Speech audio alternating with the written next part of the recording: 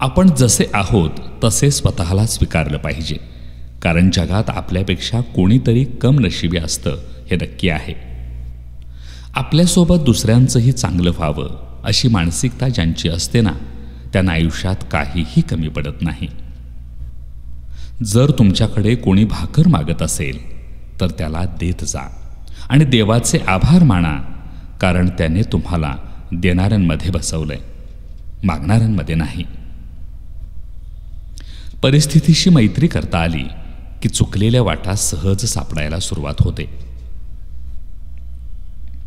ज्याप्रमाणे वादळामुळे मोठा दगड हलू शकत नाही, त्याप्रमाणे बुद्धिमान लोक कौतुकाने निंदेमुळे प्रभावित होत नसतात. चालताना ठेच लागली तर नेहमी दगडाला दोष द्यायचा नसतो. कधी कधी आपणच आपला पाय चुकीच्या ठिकाणी ठेवत असतो.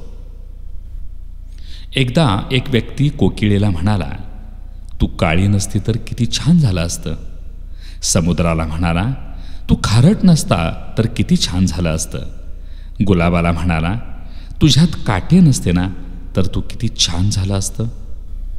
या तिघांनी एकत्रित त्या मनुष्याला प्रश्न केला, हे मनुष्या, जर तुझ्यात दुसऱ्यांच्या चुका काढण्याची सवय नसती तर तू किती छान झाला असतास.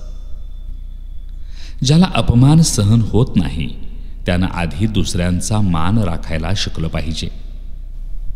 नवीन कपडे घालून नोकरीला गेलं तरी नोकर म्हणूनच काम करावं लागतं, पण स्वतःच्या कामात फाटके कपडे जरी घातले तरी मालक तो मालकच असतो. कौतुक वेळेवरच करायला हवं. वेळ पाहून कौतुक करणाऱ्यांच्या मनात स्वार्थीपणा असतो. चुकीची जीवनशैली, संकुचित विचार आणि अवास्तव अपेक्षा आपल्याला आतून उद्ध्वस्त करत असतात. आजचं जग हे दिखाव्याचं जग आहे.